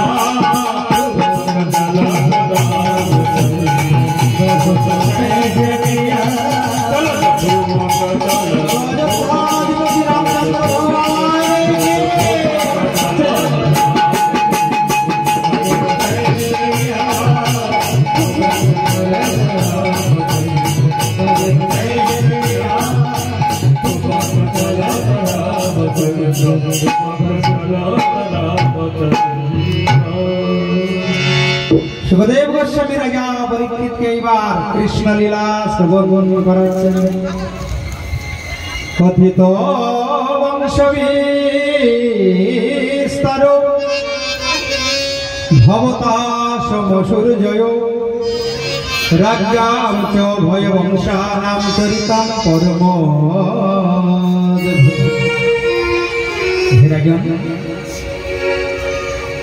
खूब मन दिए शोनो भगवान এইবার চন্দ্রবংশে আসছেন একবার ধরিত্রী দেবী ব্রহ্মার কাছে গিয়ে দুঃখ করছেন হে ব্রহ্মা আমার বক্ষে অনেকে অনেক পাপকর্ম করে চলেছে আমি পাপের ভার আর সহ্য করতে পারছি না ভগবান যদি আমার বক্ষে না আসেন তাহলে কি আমি আর পাপের ভার নিতে পারবো না ব্রহ্মা তখন দুঃখী পৃথিবীকে বলেছিলেন দেখো ধরিত্রী তুমি দুঃখ করো না খুব তাড়াতাড়ি ভগবান আসবেন বসুদেব গৃহে সাক্ষাৎ ভগবান পুরুষ পরম জনিষ্যতি তৎপ্রিয়ার্থম সম্ভবন্তু সুরস্তু ওই বসুদেবের গৃহে ভগবান আসবেন তুমি কোনো চিন্তা করো না ধরিত্রী ভগবান আসলেই দেখবে পাপের ভার কমবে তোমার দুঃখের নিবৃত্তি হবে এই চন্দ্রবংশে দেবমীর নামে একটা রাজা হয়েছিল রাজন মন দিয়ে শোনো দেবমীর নামে এক রাজার জন্ম দেবমীরের পুত্র হলো সুরসেন তার পত্নী মারিসার গর্ভে বসুদেব আদি 10 পুত্র এবং 5টি কন্যা জন্ম হয় এই বসুদেবের যখন জন্ম হয় তখন স্বর্গে দুন্দুভি বেজেছিল বলে বসুদেবের আরেক নাম হলো আনক দুন্দুভি এই বসুদেব দেবকীর গর্ভে অষ্টম পুত্র রূপে ভগবান আবির্ভূত হন বলে কৃষ্ণচন্দ্র ভগবান তিনি কিভাবে এলেন না বসুদেবের সঙ্গে দেবক রাজার কন্যা দেবকীর বিবাহ হয় দেবকীর বিবাহ হলে উগ্রসেনের পুত্র কংস চিন্তা করলেন আমি উপঢৌকন সহ গাড়ি ভর্তি করে দেবকী আর বসুদেবকে শ্বশুরালয়ে রেখে আসে যখন নিয়ে যাচ্ছে বিবাহের পরে দুজনকে পথের মাঝে আকাশবাণী হলো কংস যে দেবকীকে তুমি এত আনন্দ করে শ্বশুরালয়ে নিয়ে যাচ্ছ ওই দেবকীর অষ্টম গর্ভের সন্তান তোমার মৃত্যুর কারণ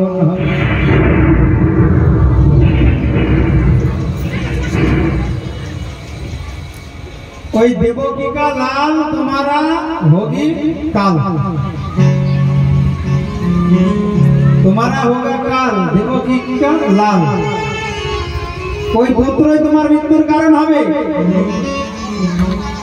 শোনা মাত্রই তো বংশের মাথায় যেন বজ্রাঘাত হয় দেবকীর অষ্টম গর্ভের সন্তান আমার মৃত্যুর কারণ তাহলে আমি দেবকীকে হত্যা করব না থাকবে বাঁশ না বাজিবে বাঁশরি এই চিন্তা করে দেবকীকে হত্যা করার চেষ্টা করছে বসুদেব বললেন মহারাজ আপনি কি জানেন না দেবকী এখন আমার সহধর্মিণী স্বামীর কর্তব্য হচ্ছে জীবন দিয়ে স্ত্রীকে রক্ষা করা আমি থাকতে আপনি দেবকীকে হত্যা করতে পারেন কংস বলছে তুমি শুনলে না আকাশবাণী দেবকীর গর্ভের সন্তান অষ্টম গর্ভের সন্তান আমার মৃত্যুর কারণ বসুদেব বললেন, আরে দেবকী তো মৃত্যুর কারণ নয়, এই সন্তান মৃত্যুর কারণ। আমি কথা দিলাম ওই সন্তান জন্ম নেওয়ার সঙ্গে সঙ্গে আমি আপনার হাতে তুলে দেব, তাহলে তো আর আপনার ভয় নাই। আমি কথা দিলাম ওই সন্তানের জন্ম হওয়ার সঙ্গে সঙ্গে আপনার হস্তে অর্পণ। কংস চিন্তা করলেন, তাহলে আর দেবকীকে হত্যা করার দরকার নাই। এই চিন্তা করে ছেড়ে দিলেন। পথের মাঝে নারদ এসে বলছে, নারায়ণ নারায়ণ নারায়ণ। মহারাজ, আমি ভাবতাম আপনি খুব বুদ্ধিমান, দেখলাম আপনার মতো বোকা জগতে কেউ নাই। কেন না? বসুদেব বলল, অষ্টম গর্ভের সন্তান আপনার হাতে তুলে দেবে, আপনি ছেড়ে দিলেন। আপনাকে কি বলেছে গোনাটা কোন দিক থেকে শুরু হবে? প্রথম থেকে না শেষ থেকে? আরে শেষ থেকে গোনা শুরু হলে প্রথম কারটাই তো 8 হবে, আর যদি প্রথম থেকে গোনা শুরু হয় তাহলে শেষেরটা 8 বলেছে। কোনটা 8 নম্বর শুরু বলেছে? অষ্টম গর্ভের সন্তান। গোনাটা কোথা থেকে হবে বলেছে? এটা নারদের কাজ। কংসের মাথা খারাপ করে দিল। কংস ছুটে গিয়ে দেবকী আর বসুদেবকে কারাগারে বন্দী করলেন। এক এক করে সন্তানের জন্ম হয়, আর পাথরের উপরে আঘাত করে হত্যা করে। চিন্তা করেন, আমি সব কটাকে হত্যা করব, ওই কোনটা 1 আর কোনটা 8 আমার দেখার দরকার নাই, অত গোনার সময় আমার নাই। জন্ম নেওয়ার সঙ্গে সঙ্গে আমি একটা একটা করে সব কটাকে হত্যা করব। নারদ চিন্তা করলেন, পাপের ঘোড়া না ভরলে তো ভগবান তাড়াতাড়ি আসবে, তাই কংসের পাপের ঘোড়াটা ভর্তি করতে হবে। যত সন্তান জন্ম নেয় হত্যা করে, এক এক করে 6টা সন্তানকে মেরে ফেলেছে।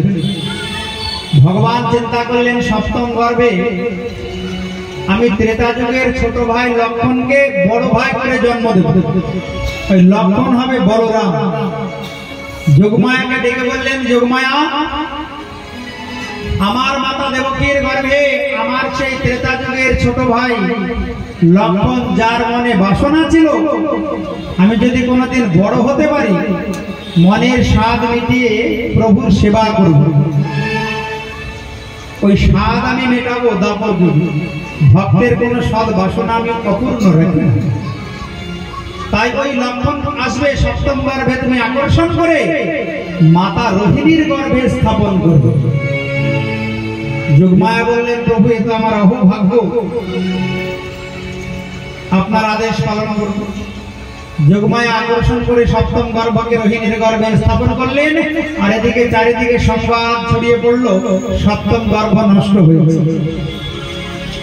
কংস শুনতে পেলেন সপ্তম গর্ভ নষ্ট হয়েছে, চিন্তা করলেন একটা গর্ভ নষ্ট হলেও হতে পারে, মেনে নিলেন। এইবার দেখতে দেখতে ভাদ্র মাস, রোহিণী নক্ষত্র, কৃষ্ণপক্ষ, অষ্টমী তিথি এসে উপস্থিত হয়েছে। একদিন ওই কংসের কারাগারে বসুদেবের হৃদয় থেকে এক আলোর জ্যোতি দেবকীর হৃদয়ে প্রবেশ করে। এরা যেন খুব মন দিয়ে শোনো ভগবানের দিব্য জন্মলীলা কথা। যেই বসুদেবের হৃদয় থেকে আলোর জ্যোতি দেবকীর হৃদয়ে প্রবেশ করলো, তখন থেকে গর্ভ লক্ষণ প্রকাশ পেল দেবকী। আর সুন্দর সুন্দর স্বপ্ন দেখা শুরু করল। সুন্দর সুন্দর স্বপ্ন দেখে দেবতাগণ ওই গর্ভকে লক্ষ্য করে পুষ্প বৃষ্টি করত।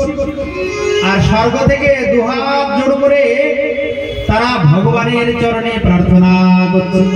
সত্য ব্রতম সত্য পরম ত্রিসত্য সত্যস্য জনে মিলিতম চ সত্যে সত্যস্য সত্যম মৃত সত্য নেত্রম সত্যাত্মকম তম শরণম প্রপন্নম।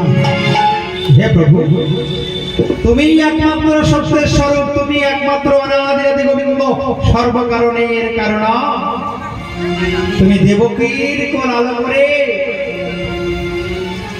লীলা পুরুষোত্তম হয়ে জগতে তুমি জন্ম নিতে চলেছ, আবির্ভূত হতে চলেছ, তোমাকে প্রণাম। সত্যাত্মকম তম শরণম প্রপন্নঃ, আমরা সবাই তোমার চরণে শরণাগত।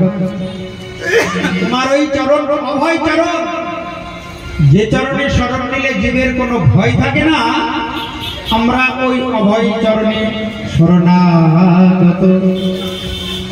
সুন্দর সুন্দর স্বপ্ন দেখে আর দেবকী বসুদেবকে বলে, জানো স্বামী কত সুন্দর স্বপ্ন দেখি রাত্রে। দেখতে দেখতে দেবকী খুব সুন্দরী হয়ে গেল। এই জগতে যদি সুসন্তান গর্ভে আসে মায়েরা সুন্দরী হয়, আর যদি কুসন্তান আসে না, ও দেখতে খারাপ হয়ে যাবে, শরীর ভেঙে যাবে, খেতে পারবে না, ঘুমোতে পারবে না। তখনই জানবে এই কুসন্তান আসছে, ওই ছেলে ভালো হবে না। বাপ মার কথাও শুনবে না, হরি ভজনও করবে না, পিতামাতা গুরুজনের সেবাও করবে। কুসন্তান এলে বোঝা যায়, বাবা মাকে দেখলেই বোঝা যায়। তাই বসুদেব বলছেন, দেবকী তুমি ওই যে সুন্দর স্বপ্ন দেখছো, তুমি জানো তুমি কত ভাগ্যবতী। তোমার গর্ভে নিশ্চয়ই কোন মহাপুরুষ আসছেন, ওই জন্য তুমি এমন সুন্দরী হয়েছ আর এমন সুন্দর স্বপ্ন দর্শন করছো। দেখতে দেখতে যথা সময় এসে উপস্থিত। নিশীথে তব অদ্ভুতে জয়মান জনার। চারিদিকে ঘন ঘোর অন্ধকার। নিশীথে তব অদ্ভুতে জয়মানে জনার্দনে, ঝিঝি পোকা ডাকছে। অন্ধকারে চারিদিক আচ্ছন্ন হয়ে, অন্ধকার আচ্ছন্ন। আকাশে উঠেছে মেঘ, ঘন কালো মেঘ। শুরু হয়েছে মেঘের গর্জন, শুরু হয়েছে বর্ষা। ওই ঘন ঘোর অন্ধকারাচ্ছন্ন রজনীতে ভগবান আসছে। আজকে যমুনা আনন্দে নৃত্য করছে। যমুনায় উঠেছে উত্তাল তরঙ্গ। যমুনা উত্তাল তরঙ্গে প্রবাহিত। মেঘের গর্জন, ঘনঘোর বর্ষণ। এই ঘনঘোর রজনীতে ভগবান এসেছিলেন। নিশীথে তব অদ্ভুতে জয়মানে জনার্দনে, দেবজ্ঞান দেবরূপীর নাম বিষ্ণু সর্বগুহাশয়। আবিরাশি যথা প্রাচ্যাম দিশিন্দরী অবশ্যম। যেমন গগনে চন্দ্র সূর্য উদয়ের পূর্বে খুব আকাশ পরিষ্কার হয়ে যায়, তদ্রূপ কৃষ্ণচন্দ্রের জন্মের পূর্বে দেবকীর হৃদয় আকাশ স্বচ্ছ নির্মল পবিত্র হয়ে গেল। দেখতে দেখতে 11:30 বেজে গেল। ঠিক 12টার সময় কৃষ্ণের জন্ম হল। মায়েরা সবাই মাথায় কাপড় দিয়ে বসে সোজা হয়ে। ভগবান এসে যদি দেখে মাথায় কাপড় নাই, তাহলে কিন্তু কৃপা করবেন। ওই জন্য মাথায় কাপড় দিয়ে সোজা হয়ে বসবে। ভগবান আসছেন, যিনি জীবের একমাত্র ইহকাল পরকালের বান্ধব। ভগবান জন্ম জন্মান্তরের আপন। ওই জন্য মৃত্যু হলে বলা হয় বলো হরি হরি বল। কোন দেব দেবতার নাম করা হয় না। দেব দেবতা জন্ম জন্মান্তরের আপন, তাই তারা পূজনীয়, সম্মানীয়, প্রণমীয়। কিন্তু জন্ম জন্মান্তরের আপন একমাত্র ভগবান শ্রীকৃষ্ণচন্দ্র। প্রেম সে বলো। সেই ভগবান আসছেন। চারিদিকে ঘনঘোর অন্ধকার। দেখতে দেখতে 11:40 হয়ে গেল। 11:50, 11:55, 56, 57, 58। যখন কৃষ্ণচন্দ্র আসবে তখন সবাই উলুধ্বনি, জয়ধ্বনি, শঙ্খধ্বনি করবে। বুঝলে আজকে বিশেষ দিন। এই ভাগবত কথা ভগবানের জন্ম লীলা কথা শ্রবণের ফল জন্ম জন্মান্তর অক্ষয় হয়ে থাকবে। তাই দেখতে দেখতে 11:49 11:49 না 11:59 11:59 30 সেকেন্ড 40 50 55 56 57 58 59 60 হয়ে গেল। আর তখনই ভগবান চতুর্ভুজ নারায়ণ রূপে ওই কংসের কারাগারে আবির্ভূত হলেন। ভগবান বিশ্বাত্মা নাম ভয়ঙ্কর আদিশে আদি বিশাংশ ভাবেন মন আনবদ্য হে তত যখন মঙ্গল অত্যুতাংশ সমাহিতাংশ দেবী দধার সর্বাত্ম কামাত্ম ভূত কাষ্টা যথানন্দ করম সত্য প্রথম সত্য পরমতি সত্য সত্যাংশ যোগী নিহিতন্ত সত্যে সত্যস্য সত্যমৃত সত্য নেত্রাৎ সত্যাত্মকম তম শরণাম প্রপন্না রূপম যত্তৎ রাহুরম প্রাক্তমাত্তম রূপ যতে নিরঞ্জম নির্বিকারম সত্তামাত্র নির্বিবেশপ্রিয়ম সতম সাক্ষাৎ বিষ্ণুরন্ধত্মজীব। বলো কৃষ্ণ চন্দ্র ভগবান কি একই সাথে ভগবান দুই জায়গায় এলেন রাজন। ওই জন্য ওইখানে দ্বিবচন প্রয়োগ হয়েছে। দেবজ্ঞাম দেবরূপীর নাম বিষ্ণু সর্বগুহাস। ওদিকে নন্দ ভবনে এসেছেন ভগবান নন্দ যশোদার মনের বিলাস পূরণার্থে। তাই নন্দ মহারাজের আনন্দের সীমা নাই। আর এদিকে ভগবান চতুর্ভুজ হয়ে দর্শন দিলেন। বসুদেব বললেন প্রভু তুমি আমায় দ্বিভুজ রূপে দর্শন দাও। ভগবান চতুর্ভুজ থেকে দ্বিভুজ হয়ে বসুদেবকে বললেন আমাকে তাড়াতাড়ি যমুনা পার করে রেখে এসো নন্দ ভবনে। বসুদেব মাথায় করে যমুনা পার করে নিয়ে যাচ্ছেন। বর্ষার রজনী অনন্তদেব চক্র ধারণ করলেন। আর বসুদেব ধীরে ধীরে মাথায় করে ভগবানকে পার করে নিয়ে ওই নন্দ ভবনে উপস্থিত হলেন। নন্দ ভবনে উপস্থিত হয়ে দেখেন নন্দ মহারাজের দুটো সন্তান হয়েছে, একটা পুত্র একটা কন্যা। যেই ওই পুত্র সন্তানটিকে অর্থাৎ দেবকী নন্দন কৃষ্ণকে নন্দনন্দন কৃষ্ণের পাশে রাখলেন। দুই কৃষ্ণ এক হয়ে গেল।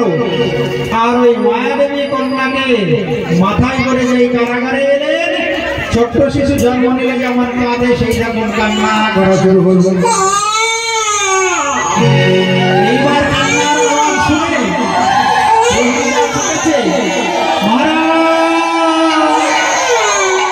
অষ্টম গর্ভের সন্তান আপনার মৃত্যুর কারণ তার জন্ম হয়েছে, আপনি আসুন। মনের আনন্দে তরবারি নিয়ে ছুটে যাচ্ছে ওই বংশ এসে দেখে কি এ তো পুত্র নয়, এ তো কন্যা হয়েছে। পুত্র হোক কন্যা হোক অষ্টম গর্ভের সন্তান তো বটে। আমি তাকে তরবারি দিয়ে টুকরো টুকরো করে হত্যা করবো। যে হত্যা করতে যাবে ওই ছোট্ট কন্যা শিশু হাত থেকে উপরে উঠে গিয়ে এবার অষ্টভুজা ধারণ করে আকাশবাণী করলেন বংশ তোমারে বধিবে যে ওই গোকুলে বাড়িতে সে। আর আজকে গোকুলে নন্দ ভবনে যেন আনন্দের জোয়ার বয়ে যাচ্ছে। নন্দকে আনন্দ ভয়